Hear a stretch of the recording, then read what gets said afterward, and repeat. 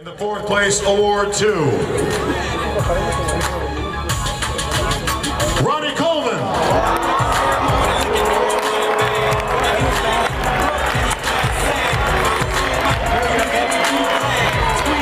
Fourth place, Ronnie. What can I say? You're a legend. Come on up here, big guy.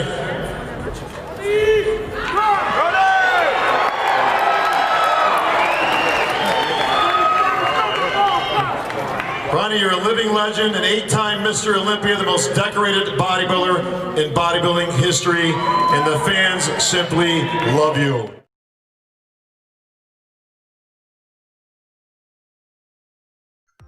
दोस्तों, आज बात करेंगे 8 time mister Olympia Ronnie Coleman के biography के बारे में। आज मैं आपको बताऊंगा रॉनी कोलमैन की लाइफ स्टोरी, उनकी कंप्लीट बायोग्राफी हिंदी में। ये वीडियो आपके लिए काफ़ी स्पेशल होने वाला है, क्योंकि इस वीडियो में मैं ये बात नहीं करूंगा कि रॉनी कोलमैन कितने साइज में बड़े थे, कैसे उन्होंने जे कटलर को बीट किया, कैसे उन्होंने 8 टाइम मिस्टर ओलंपिया जीता। ये हर कोई जानता है, रॉनी कोलमैन को इंट्रोडक्शन की ज़रूरत ही नहीं है। हर कोई रॉनी कोलमैन के इस बेसिक लाइफ स्टोरी के बारे में जानता है कि वो 8 टाइम मिस्टर ओलंपिया है। इस वीडियो में मैं आपको स्पेशली ये बताऊंगा कि रॉनी कोलमैन के अर्ली ईयर्स बॉडी बिल्डिंग में कैसे थे, वो बॉडी बिल्डिंग में कैसे आए, उन्होंने कितना स्ट्रगल किया, उनकी रिटायरमेंट की लाइफ कैसे रही, और आज रॉनी कोलमैन क्या करते हैं बॉडी बिल्डिंग इंडस्ट्री के लिए। रॉनी कोलमैन की लाइफस्टाइल आज 2020 में कैसी है, और over the years Ronnie Coleman से हम क्या सीख सकते हैं, कैसे रॉनी कोलमैन अपने फील्ड के लेजेंड बन गए, इसके ऊपर स्पेशली मैं आपको बताऊंगा। आइए दोस्तों, कंप्लीट बायोग्राफी देखते हैं रॉनी द किंग कोलमैन की। Ronnie Coleman one of the greatest body builder माने जाते हैं बॉडी बिल्डिंग की इंडस्ट्री में, क्योंकि इन्होंने 8 टाइम मिस्टर ओलंपिया जीता है। सिर्फ रॉनी कोलमैन ने नहीं, लेकिन ली हेनी भी एक ऐसे बॉडी बिल्डर थे जिन्होंने 8 टाइम मिस्टर ओलंपिया जीता है। लेकिन रॉनी कोलमैन ने जो डोमिनेंस दिखाया था अपने स्पोर्ट में, अपने मिस्टर ओलंपिया के करियर में, वो ली हेनी भी नहीं दिखा सके। रॉनी कोलमैन जाने जाते थे अपने मैसिव स्ट्रक्चर के लिए, with muscle conditioning and muscle density. आइए दोस्तों, वीडियो स्टार्ट करने से पहले रॉनी कोलमैन के कुछ एथलेटिक स्टैटिस्टिक्स मैं आपको बता देता हूं, ताकि आपको ओवरऑल एक फिगर पता चल जाए कि रॉनी कोलमैन के टेक्निकलिटीज में कितने अच्छे फिगर थे। रॉनी कोलमैन का 2003 के मिस्टर ओलंपिया से मैं ये आपको फिगर्स बताने वाला हूं। रॉनी कोलमैन ने जब compete किया था उनके प्राइम 2003 में, तब उनका स्टेज वेट था ओवर 310 पाउंड्स, जो इक्विवेलेंट है 140.6 किलोग्राम्स। उनकी हाइट थी 5 फुट 11 इंचेस, उनके आर्म्स की साइज थी 24 इंचेस, उनकी चेस्ट की साइज थी मैसिव 58 इंच का चेस्ट, उनकी वेस्ट की साइज थी 36 इंचेस, उनकी थाइस की साइज थी 36 इंचेस, और उनके कैफ की साइज थी 22 इंचेस। आप देख सकते हैं कि रॉनी कोलमैन का स्ट्रक्चर कितना फ्रीकी और मैस मॉन्स्टर स्ट्रक्चर था। रॉनी कोलमैन का एरा स्टार्ट हुआ था 1990 से लेके अर्ली 2007 तक इनका एरा चला था। 2007 रॉनी कोलमैन का उनका करियर का लास्ट कंपटीशन था, जो था मिस्टर ओलंपिया 2007। आइए देखते हैं कि Ronnie Coleman body building industry में कैसे आए। रॉनी कोलमैन का जन्म हुआ था पेलिकन स्टेट लुजियाना में, जो यूनाइटेड स्टेट्स के अंदर एक छोटा सा स्टेट है, पेलिकन स्टेट। वहां पे उनकी सिंगल मदर, उनके छोटे भाई और 2 सिस्टर्स थे। रॉनी कोलमैन बचपन से ही काफी स्पोर्टी किस्म के चाइल्ड थे, यानी कि उनको स्पोर्ट्स में काफी उनका दिल लगता था। हर किस्म के स्पोर्ट्स वो खेला करते थे, और उसमें भी उनका सबसे फेवरेट स्पोर्ट था फुटबॉल। रॉनी कोलमैन ने हाई स्कूल में डिसाइड किया था कि वो एक फुटबॉल प्लेयर बनेंगे, और उन्होंने हाई स्कूल से ही फुटबॉल खेलना स्टार्ट कर दिया था। टीनेज में ही रॉनी कोलमैन की जो फिजिक थी, जो नेचुरल फिजिक होती है, वो काफी बल्की और एक काफी वाइड फ्रेम वाली फिजिक थी, और इसके लिए उनको काफी मदद मिलती थी एज कम्पेयर टू जो बाकी बच्चे वहां पे खेला करते थे। रॉनी कोलमैन की फिजिक नेचुरली काफी वाइड थी, तो फुटबॉल खेलने में उनको काफी ज्यादा हेल्प हुआ करती थी। रॉनी कोलमैन ने डिसाइड किया कि वो अपने कंपटीशन से काफी ज्यादा स्ट्रांग बनेंगे और काफी ज्यादा एक लेजेंडरी पोजीशन पे जाएंगे, इसलिए उन्होंने धीरे धीरे अपना फुटबॉल खेलते खेलते वेट लिफ्टिंग में भी अपना फोकस डाल दिया, ताकि वेट लिफ्टिंग करके वो अपनी साइज और बढ़ा सके, एंड्योरेंस और स्टेमिना और इंक्रीज कर सके, ताकि उनको फुटबॉल खेलने में और मदद हो। इसी मोटिवेशन से उन्होंने जिम ज्वाइन किया, लोकल जिम ज्वाइन किया, और वहीं से अपनी फिटनेस जर्नी को शुरू कर दिया। लोकल जिम ज्वाइन करने के कुछ ही महीनों बाद रॉनी कोलमैन की फिजिक नेचुरली स्ट्रॉन्गर होती गई, नेचुरली वाइड होती गई और रॉनी कोलमैन का जो फुटबॉल का पैशन था वो और इंक्रीज हो गया। इवन उनका जो फुटबॉल खेलने की टेक्निक्स थी, फुटबॉल खेलने का प्रोग्रेस था, वो डे बाय डे इंक्रीज होता जा रहा था। ग्रैमलिंग स्टेट यूनिवर्सिटी ने देखा कि रॉनी कोलमैन फुटबॉल में काफ़ी अच्छा खेल रहे हैं, तो ग्रैमलिंग स्टेट यूनिवर्सिटी ने रॉनी कोलमैन को एक अकाउंटिंग की डिग्री और स्कॉलरशिप की ऑफर दी और ये कहा कि अगर आप हमारे स्टेट से, हमारी यूनिवर्सिटी से अकाउंटिंग करना चाहते हैं तो आपको फ्री ऑफर देते हैं, हम स्कॉलरशिप देते हैं, आपको बस हमारे ग्रैमलिंग स्टेट यूनिवर्सिटी की फुटबॉल टीम को रिप्रेजेंट करना होगा। रॉनी कोलमैन ने वो ऑफर एक्सेप्ट कर लिया और अगले 4 सालों तक अकाउंटिंग की पढ़ाई की। इन 4 सालों में रॉनी कोलमैन ने सर्टिफाइड पब्लिक अकाउंटेंट यानी कि CPA की डिग्री हासिल की और ग्रैमलिंग स्टेट यूनिवर्सिटी के लिए फुटबॉल मैचेस खेले। इसमें उन्होंने अपनी अकाउंटिंग की भी डिग्री हासिल कर ली और उसी के साथ उनका फुटबॉल का पैशन भी बढ़ गया और ग्रैमलिंग स्टेट यूनिवर्सिटी को एक फुटबॉल प्लेयर भी मिल गया। सो ये विन विन सिचुएशन था रॉनी कोलमैन के लिए। ग्रेजुएशन होने के बाद रॉनी कोलमैन ने डिसाइड किया था कि वो टेक्सास शिफ्ट हो जाएंगे। उस जमाने में टेक्सास में काफी ज्यादा जॉब अपॉर्चुनिटीज हुआ करती थी और टेक्सास लुजियाना से काफी नजदीक हुआ करता था, एक नेबरिंग स्टेट था टेक्सास लुजियाना से। तो रॉनी कोलमैन ने सोचा कि क्यों ना टेक्सास शिफ्ट हो जाए ताकि जो अकाउंटिंग की डिग्री मैंने हासिल की है उस बेस के ऊपर मुझे काफी अच्छे जॉब्स मिलेंगे। रॉनी कोलमैन टेक्सास शिफ्ट हो गए और जॉब्स ढूंढना उन्होंने शुरू कर दिया। लेकिन हम जैसे जानते हैं कि किसी भी लेजेंडरी पोजीशन को हासिल करने के लिए काफ़ी ज़्यादा स्ट्रगल और काफ़ी ज़्यादा फेलियर देखना पड़ता है। सो रॉनी कोलमैन ने भी अपने लाइफ में काफ़ी फेलियर्स देखे हैं। जैसे ही रॉनी कोलमैन टेक्सास मूव हो गए, अपनी डिग्री को लेके जॉब ढूंढने लगे, उनको कहीं भी जॉब नहीं मिली, उनको काफ़ी ज़्यादा स्ट्रगल करना पड़ा एक नॉर्मल अकाउंटिंग की जॉब लेने के लिए। और फाइनली उन्होंने एक फूड कंपनी में पिज़्ज़ा डिलीवरी का काम शुरू कर दिया। पिज़्ज़ा डिलीवरी का काम रॉनी कोलमैन को इनिशियली बिल्कुल पसंद नहीं आया और वो ये चाह रहे थे कि मैं इसके लिए नहीं बना हूँ, मेरा जन्म हुआ है कुछ विजनरी करने के लिए, कुछ लेजेंडरी करने के लिए, अपना नाम ग्लोबली रिप्रेजेंट करने के लिए।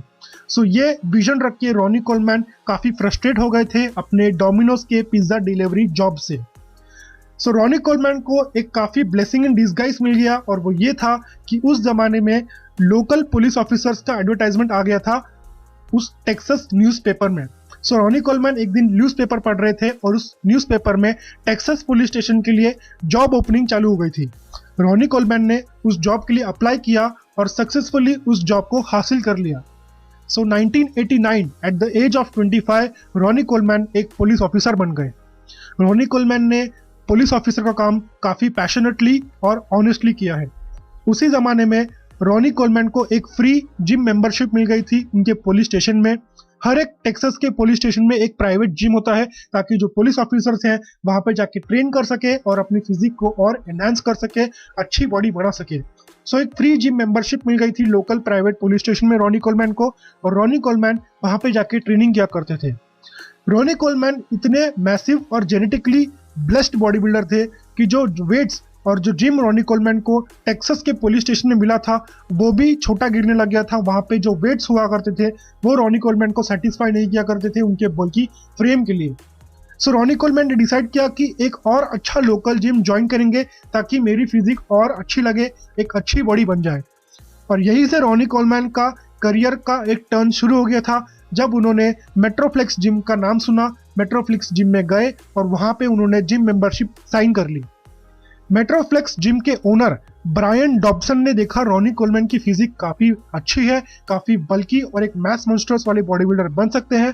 सो ब्रायन डॉब्सन ने देखा कि इस बच्चे में, इस रॉनी कोलमैन के छोटे बच्चे में काफ़ी पैशन है, इसमें अगर फिटनेस इंडस्ट्री में आता है तो काफ़ी अच्छा नाम कमा सकता है। सो ब्रायन डॉब्सन ने रॉनी कोलमैन को एक काफ़ी अच्छा ऑफर दिया और वो ऑफर ये था कि अगर रॉनी कोलमैन ब्रायन के लिए एक लोकल कंपटीशन खेलेंगे और अगर रॉनी कोलमैन वो कंपटीशन जीत जाते हैं तो ब्रायन डॉब्सन उनको लाइफ टाइम फ्री मेंबरशिप देंगे अपने मेट्रोफ्लेक्स जिम में।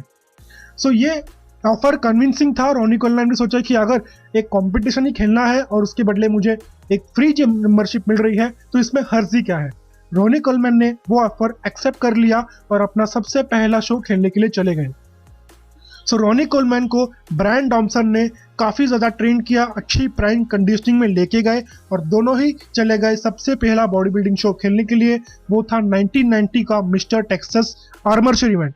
सो इस इवेंट में रॉनी कोलमैन काफ़ी हार्डवर्क और डिटर्मिनेशन के साथ आए थे और hands down at the age of 26 Ronnie Coleman ने अपनी पहली मिस्टर टेक्सास 1990 का चैंपियनशिप जीत लिया। सो रॉनी कोलमैन ने इस बारे में काफ़ी सोचा कि अगर बॉडी बिल्डिंग में भी अगर नाम कमाना है तो मुझे इसमें से रुक के नहीं चलना होगा, मुझे और कॉम्पिटिशन्स खेलने होंगे और ज़्यादा नाम कमाने के लिए और फेमस होने के लिए।